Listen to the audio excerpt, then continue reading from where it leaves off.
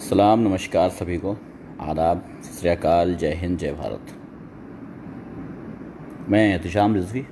आपको बताने की ज़रूरत नहीं है कि मैं एहतिशाम रिजवी हूँ, लेकिन फिर भी बता देता हूँ। आज मैं सैयद एहतिशाम रिजवी इसलिए बता रहा हूँ ताकि आपको ये लग जाए कि सामने एक मुसलमान बैठा है। ये ज़रूरी है कि जो मैं बात कहने जा रहा हूँ ये किसी मुसलमान के मुंह से आप सुनो। अगर आपने मुसलमान के नाम से, मुसलमान के मुंह से नहीं सुना और किसी गैर के मुंह से सुना तो आपको ये तंज़ लगेगा, आपको ये गाली लगेगी। इसलिए इम्पॉर्टेंट ये है कि हम आपको पहले बता दें कि मैं सैयद एहतिशाम रिजवी आपसे बात करने आया हूँ। ख़ास स्पेशल मुसलमानों के लिए। मुसलमान भाई जो हैं, रिक्वेस्ट उनसे है हमारी कि आज कुछ लोगों को इनवाइट कर लेना, कुछ लोगों को शेयर कर देना, कुछ लोगों तक पहुँचा देना। ये वीडियो मेरी छोटी होगी और लोगों तक पहुँचाना ज़रूरी होगा। आपके किसी भी मसले में, आपके किसी भी मसले में, किसी भी बात में, किसी भी मुसीबत में हम खड़े हों या ना हों, हम जैसे बहुत सारे मुसलमान भाई खड़े होते हैं। मैं सिर्फ मुसलमानों की बात कर रहा हूँ।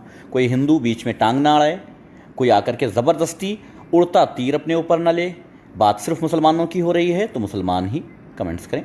हाल चाल के लिए ठीक है, सब लोग करें, लेकिन किसी तरीके की तंज, कोई ज़बरदस्ती की बात कोई दूसरे धर्म के लोग प्लीज़ इसमें ना करें, ताकि मैं मुसलमान भाइयों से बात कर रहा हूँ तो उनसे कर सकूँ। बाद में ना कहना है कि मुसलमानों को बोलते नहीं। खैर, आपके हर मसले में, हर बात में कुछ लोग ऐसे होते हैं जो आपके साथ खड़े होते हैं, आपकी बात दूर तक ले जाते हैं, आपकी बातों को उन तक पहुँचाते हैं जिन तक पहुँचना बहुत ज़रूरी है। दुनिया को आपके ऊपर जो जुल्म हो रहा है, दुनिया को दिखाने के लिए वो सब खड़े रहते हैं। यानी वो आपकी हिम्मत बनते हैं, आपकी ताकत बनते हैं। लेकिन अगर आप कुछ गलत कर जाएं तो शर्मिंदगी भी उन्हीं को उठाना होता है। बेशक शर्मिंदगी उन्हीं को उठाना होता है, इसमें कोई दो राय नहीं है कि शर्मिंदगी भी उन्हीं को उठाना पड़ता है जो आपकी तरफ से बोलते हैं, आपके फेवर में बोलते हैं। शर्मिंदगी उन्हीं को उठानी पड़ती है। बात को गोल मोल ना घुमाते हुए साफ तौर पे बता देता हूँ, इस कोरोना में, इस लॉकडाउन में मुसलमानों ने जो बेपनाह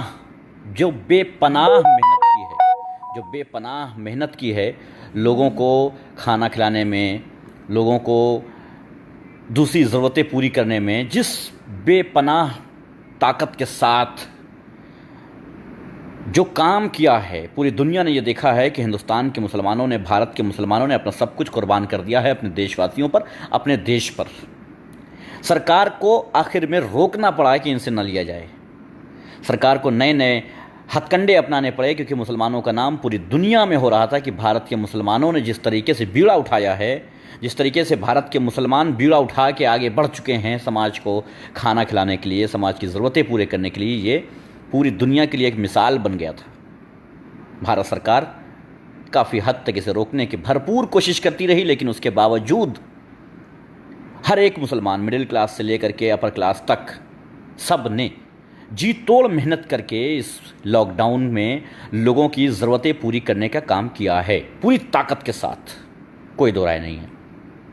मुसलमानों ने जो किया है ये एक मिसाल बनाया है, अपने लिए एक मिसाल बनाया है और उन्हें दिखाया है कि तुम हम पर कितनी भी उंगलियां उठाओ, लेकिन हम दिखाएंगे कि हम सच्चे भारतवासी हैं, हम सच्चे इंसान हैं। हमारा मज़हब हमें यह सिखाता है। भारत के मुसलमानों ने यह दिखाया है। हालांकि मीडिया छुपाती है, इलेक्ट्रॉनिक मीडिया छुपाती है, प्रवक्ता छुपाते हैं, पार्टीज छुपाती हैं, इस चीज़ को छुपाती हैं, लेकिन कहाँ तक छुपाएंगे। आईपीएल खेलने वाला एक छोटा सा खिलाड़ी, छोटा सा इसलिए कह रहा हूँ क्योंकि बहुत ही गरीब परिवार से आया था, सरफराज, एक आईपीएल खेलने के बाद दूसरे आईपीएल में उसको लिया भी नहीं गया है। लेकिन आईपीएल खेलने वाला वो सरफराज जो थोड़ा पैसा कमाया था क्रिकेट से, सड़क पर निकल करके, हाईवे पर निकल करके अपने हाथ से, दोनों हाथों से खाना लुटा रहा है। क्रिकेटर, मैं क्रिकेटर की इसलिए बात कर रहा हूँ क्योंकि भारत में बहुत सारे क्रिकेटर्स हैं जो घरों में बैठ करके सिर्फ बात कर रहे हैं। लेकिन मैं बताना चाहता हूँ कि वो मुसलमान, सरफराज नाम का एक मुसलमान जो आईपीएल खेला था, जिसकी बैटिंग देख करके विराट कोहली ने हाथ जोड़ लिए थे, वो मुसलमान आज दोनों हाथों से लुटा रहा है सड़कों पर। मैं बताना ये चाहता हूँ कि भारत का मुसलमान अपने देश के लिए, अपने वतन के लिए, अपने देशवासियों के लिए हर तरीके से खड़ा है, लेकिन मेरे मुसलमान भाइयों, असलियत क्या है?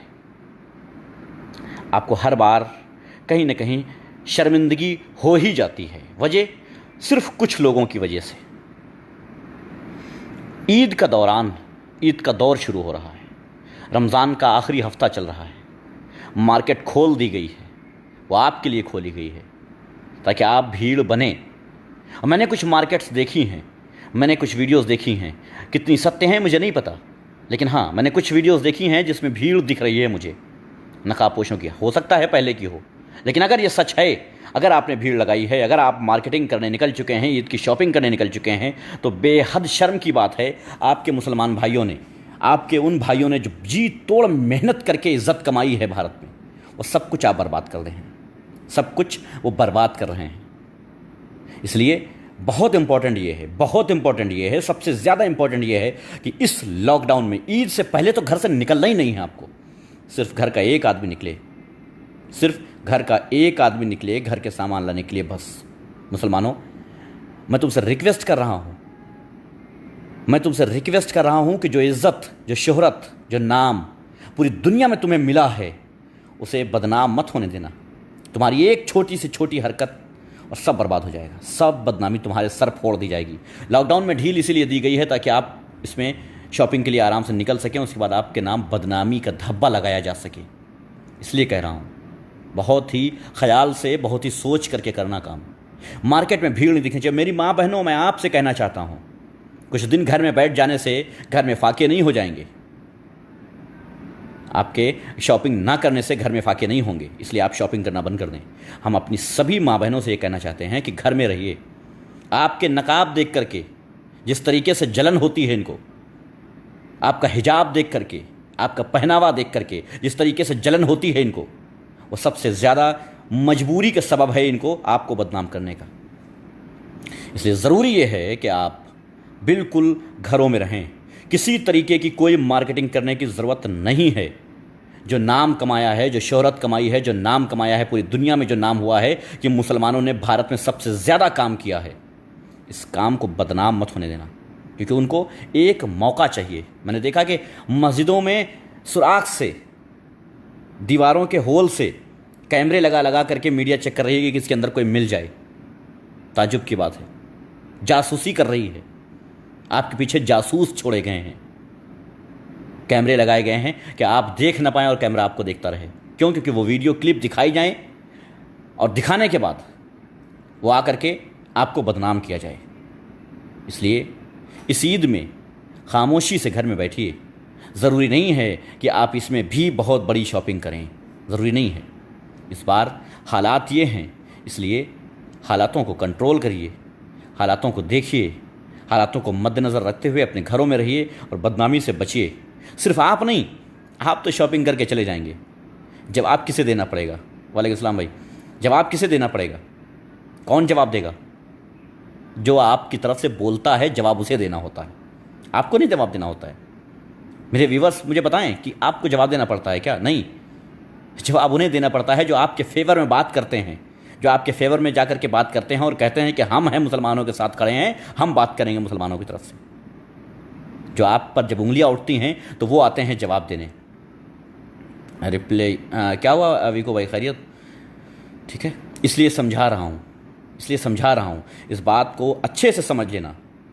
अगर आप में ज़रा से भी इंसानियत बाकी है, और बहुत बाकी है, ये पक्की बात है, आप में, आपके अंदर बहुत इंसानियत बाकी है। आपने जो काम किया है इस लॉकडाउन में, बेशक आपके अंदर बहुत ज़्यादा इंसानियत है, ये साबित हुआ है। थोड़ी सी और दिखा दो, और इस लॉकडाउन में इन अंधभक्तों को, इन कुत्ते की पूंछ जो है, ये कुत्ते की 12 साल पूंछ जो होती है। एक और दर्दनाक हादसा कहाँ हुआ भाई? यूपी जौनपुर में सिपाह स्थित देवधर्म कांटा के सामने 2 ट्रकों के आपस में भिड़ंत, कई घायल। आखिर केंद्र सरकार ने ट्रेन से क्यों नहीं भेज रही? ऐसी गर्मी में ट्रक 75 लोग कैसे बैठते होंगे? लगातार वही होता जा रहा है विको भाई, लगातार वही होता जा रहा है। मैं पता करता हूँ, अभी सिपाह का मामला है तो मैं पता करता हूँ अभी। खैर, तो याद रखना, मुसलमानों ने ये दिखाया है कि हमारे पास दिल और इंसानियत और ज़मीर है। मुसलमानों के पास, भारत के मुसलमानों के पास अभी ज़मीर है, और इस ज़मीर को ज़िंदा रखना है, इस ईद में शॉपिंग नहीं करना है, किसी भी हाल में शॉपिंग नहीं करना है, किसी भी मार्केट में भीड़ नहीं लगाना है, यह आपकी जिम्मेदारी है। वरना क्या है साहब, बदनामी का ठीकरा फोड़ा जाएगा। जो कुछ किया है सब किनारे, लेकिन सीधे तौर पे आपके ऊपर सर पे ठीकरा फोड़ दिया जाएगा। और जवाब किसे देना है ये आप अच्छे से जानते हैं कि आप तो ये काम कर लेंगे, लेकिन जवाब उसे ही देना होता है जो आपके फेवर में ज़रा से भी बात करता है। कभी कभी हम लोग निःशब्द हो जाते हैं, हम जिनके लिए बोलते हैं, सिर्फ मुसलमान की बात ना करूँ, अगर पूरे पूरे भारतीयों की बात करूँ, कभी कभी हम निःशब्द हो जाते हैं, हमारे पास सवाल के जवाब नहीं होते हैं। उसके वजह जानते हैं, वजह जानते हैं कि हम जिनके लिए बोलते हैं वो ऐसा कारनामा करते हैं कि हम उनके लिए ना बोल पाएँ। और इसलिए जो सीना चौड़ा किया है, जो हमें ताकत बख्शी है आपने, इस ताकत को और बढ़ाइएगा। आप अगर हमें ताकत देंगे तभी हम आपके लिए मैदान में उतर सकते हैं, तभी हम आपके लिए लड़ सकते हैं। सिर्फ हमारी बात नहीं कह रहा हूँ मैं हम कह करके सबकी बात कर रहा हूँ। तभी हम आपके लिए लड़ सकते हैं जब आप ताकत बनेंगे। और ताकत आप ऐसे बन सकते हैं कि जब ये काम होने वाला है, जब आप पर कैमरे लगा दिए गए हैं आपको देखने के लिए कि कहीं भी आप भीड़ बनाएं और हम टारगेट करें और सारा कोरोना का ठीकरा आप पर फोड़ दें और आपको फिर से देशद्रोही साबित कर दें, फिर से आपको देशद्रोही साबित कर दें। इस दौरान आपको कहीं किसी मार्केट में भीड़ लगाने की ज़रूरत नहीं है, बहुत ख्याल रखें।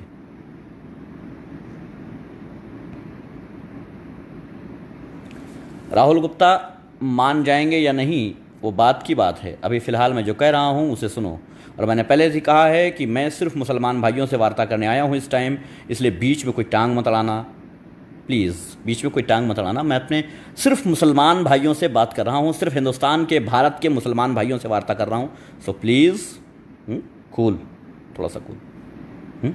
खैर, जिस तरीके से भारत के मुसलमान अब भी लॉकडाउन 4 1 2 3 4 लॉकडाउन 4 शुरू हो चुका है, लेकिन दोनों हाथों से मुसलमान सिर्फ लुटाने पे लगा हुआ है, लूटने पे नहीं लगा हुआ है साहब, लुटाने पे लगा हुआ है। अभी तक आपने देखा होगा कि एक गाड़ी होगी किसी चीज़ की, अगर कहीं अकेले में हाईवे पे गाड़ी खड़ी मिल जाए और कुछ लदा हो उसके ऊपर, तो लोग उसके ऊपर टूट पड़ते हैं उसको छीनने के लिए, उसको लूटने के लिए। लेकिन साहब आज निकलिए हाईवे पर, आज निकलिए रास्तों पर, आपको ऐसे हज़ारों की भीड़ मिलेगी, 100 की भीड़, 50 की भीड़, 40 लोगों की, 10 लोगों की, 20 लोगों की भीड़ मिलेगी मुसलमानों की, जो ट्रकों पे लुटा रहे होंगे, फेंक रहे होंगे, ट्रकों पे पैकेट फेंक रहे होंगे, पहुंचा रहे होंगे लोगों तक। गाड़ी रुकवा रुकवा के, ज़बरदस्ती गाड़ी रुकवा रुकवा करके उनको खाना दे रहे हैं, ज़बरदस्ती उनको पैकेट दे रहे हैं, पूरी पूरी गाड़ी भर के, ट्रक भर के जो है तरबूज बांट रहे हैं। यानी हर तरह की चीज़ बांट रहे हैं, किसी तरीके की कोई चीज़ बाकी नहीं है, किसी तरीके की कोई ऐसी चीज़ बाकी नहीं है जो ना पूरी कर रहे हो, हर तरीके से पूरी कर रहे हैं।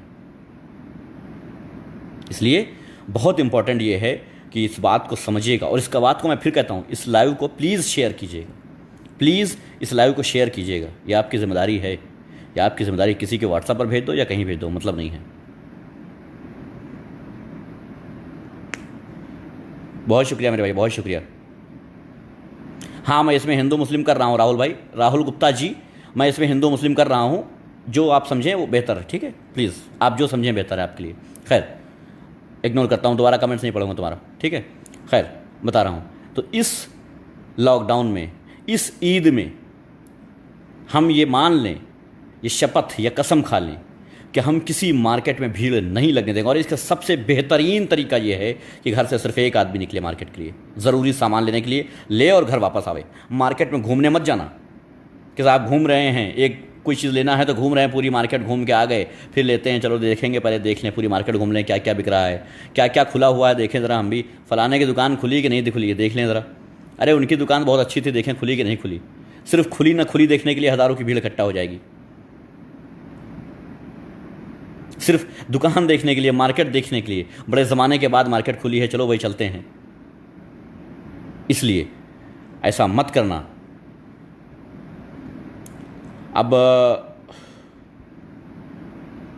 भोम सिंह राठौड़, चल निकल यहाँ से, ठीक? जाके बोल अपने मोदी से कि नहीं मानेंगे उसकी बात। तुझसे बोला ना मैं, बीच में टांग नहीं अड़ाना, जिससे बात कर रहा हूँ उससे बात करने देना, ठीक? समझा रहा हूँ, एक बार में समझ जा। जाके अपने घर में तस्वीर लगा मोदी की और कर पूजा जाके, छिछोरे। इसलिए बहुत ज़रूरी ये है कि इस मार्केट में, इस ईद में कहीं किसी तरीके की भीड़ नहीं होनी चाहिए, ख़ास करके मुसलमान एरिए में। समझ रहे हैं आप? वरना आप पर इल्ज़ाम लगाते 2 मिनट लगेगा साहब, और फिर कोई नहीं बोल पाएगा, किसी के पास कोई जवाब नहीं होगा। अगर हमें वीडियो दिखाई जाएगी और कहा जाएगा कि साहब ये वीडियो देखो और बताओ, तो हम क्या कहेंगे? फिर आप भी उसमें शामिल हो जाओगे जो शराबी भीड़ लगाए थे, जो बेवड़े भीड़ लगाए थे, शराबी, है ना, नशेड़ी, दारूबाज जो भीड़ लगाए थे ना, आप उसमें शामिल हो जाओगे। क्या आप चाहते हो कि आप उनकी फहरिस्त में शामिल हो जाओ जो नशेड़ी हैं, दारूबाज हैं? क्या कहते हो? अय्यूब खान करें, मेरा भी जवाब दो भाई, लिख दो क्या कहना चाहते हो फिर से। वालेकुम सलाम अकील भाई, ठीक है।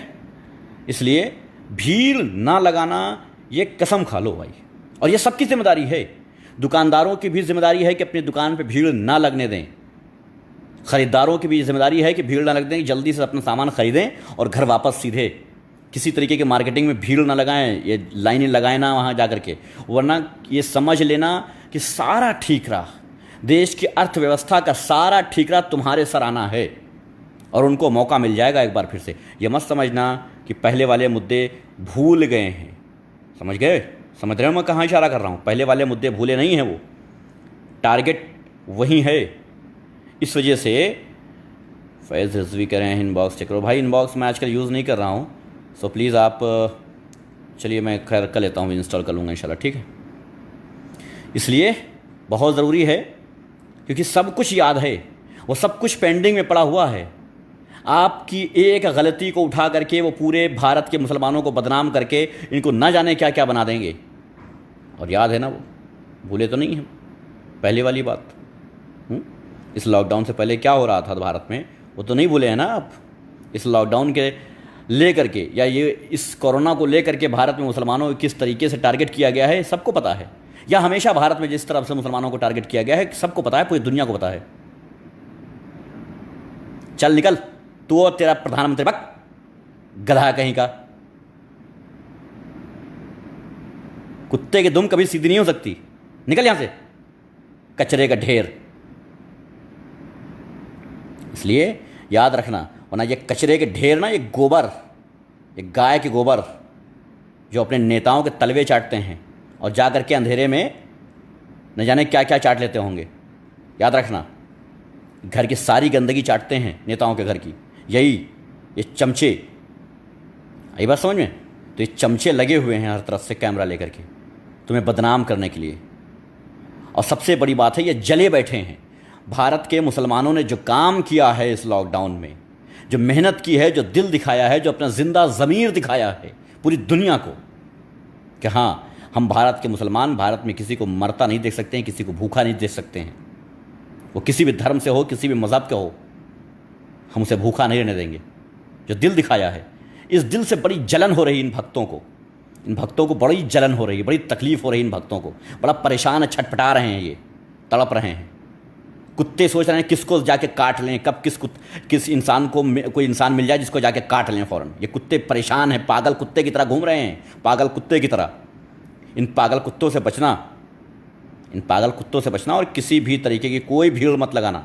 फिर बता रहा हूँ आखिर में कि भाई, जितना आपने किया है इस लॉकडाउन में, इस कोरोना में जितना किया है, काबिल तारीफ़ है, बेमिसाल है। जितना मुसलमानों ने किया है भारत के, बेमिसाल है। और सीना चौड़ा करके कह सकता हूँ कि जितना भारत के मुसलमानों ने किया है, किसी ने नहीं किया होगा। मैं सीना चौड़ा करके साथ प्रूफ दे के कह सकता हूँ। लेकिन इस ज़बान को ऐसे ही बोलने की ताकत देते रहना, कभी ऐसी हरकत ना करना कि हम शर्मिंदा हो जाएं। इसलिए इस ईद में हम कहीं भीड़ नहीं देखना चाहते हैं, कहीं। ये सब के लिए अच्छी बात है, और याद रखिएगा, ये आपके लिए भी अच्छी बात है। एक तो आप बदनाम होंगे, और उसी भीड़ में अगर एक कोरोना पॉजिटिव हुआ ना, तो सब हो जाओगे। इसलिए भीड़ मत लगाना मेरे भाई। शुरुआत से मैं कह रहा हूँ, भीड़ मत लगाना। शुरुआत में, पहले लॉकडाउन में मैंने कहा था, एक कोरोना पॉजिटिव अगर मिल गया ना, सब हो जाएंगे उसमें। आप भी हो जाएंगे, आप अपने परिवार को कर देंगे, सबको कर देंगे। इसलिए सबसे इंपॉर्टेंट यह है कि भीड़ मत लगाना। अगर कोई मार्केट खुली हुई है तो मार्केट के जो दुकानदार हैं उनसे भी मेरी अपील है कि भाई, रूल्स के साथ सामान बेचो, मगर थोड़ा रूल तैयार कर लो, गाइडलाइंस तैयार कर लो उसके लिए, उस हिसाब से बेचो। ये नहीं कि साहब एक दुकान में 10 लोग खड़े हैं, भीड़ लगी है, वो उठाओ। नहीं, डिस्टेंस बहुत ज़रूरी है, बहुत ज़रूरी है। क्योंकि सिर्फ कोरोना का ही डर नहीं है, कोरोना से ज़्यादा जो भारत में नफरत फैल रही है उसका भी डर है। हमें कोरोना से कम डर लगता है साहब, हमें कोरोना से इतना डर नहीं लगता है जितना डर हमें इन कुत्तों से लगता है, क्योंकि ये कुत्ते उनको मारते हैं, उनको बदनाम करते हैं जो मजलूम होता है। हमारे जैसों को छूने की इनकी औकात नहीं है, इतने जूते मार दें इनके सर पे ना बाल झड़ जाएं इनके, हैं। इसलिए जो मजलूम होते हैं उनको परेशान करते हैं ये।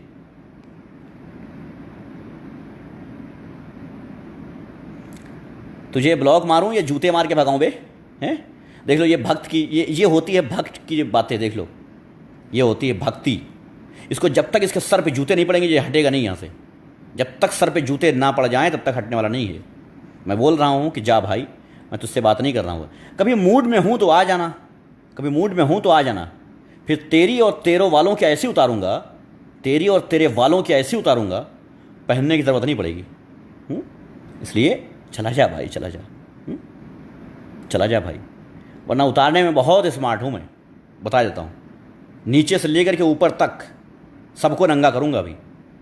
तेरे जितने नाजायज बैठे हैं ना बाप, सबको नंगा करूँगा। तेरी असलियत और तेरे बाप की असलियत बताऊँगा अभी। इसलिए चुप रहना, औकात पे रह के बात करना, समझ जाना। छुपा नहीं है कुछ, सब दुनिया के सामने है।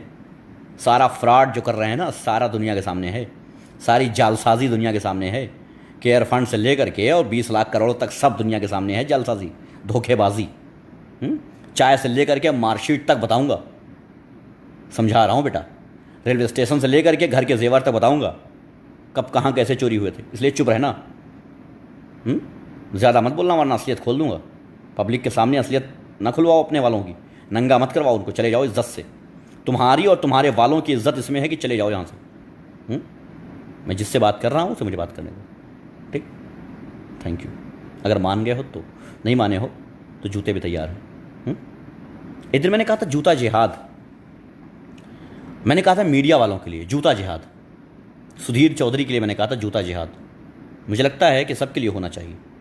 वक्त वक्त पे इन भक्तों के लिए भी जूता जिहाद होना चाहिए, क्योंकि ये समझते नहीं हैं इसे, है ना।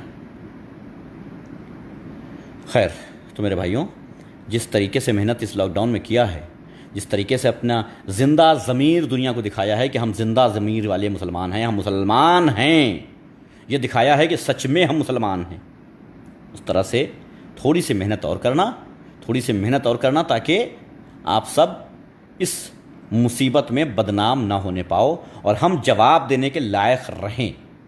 अगर हम जवाब देने के लायक रहेंगे तो 2-4 कुत्ते कभी आपको कुछ नहीं कर सकते हैं, याद रखना।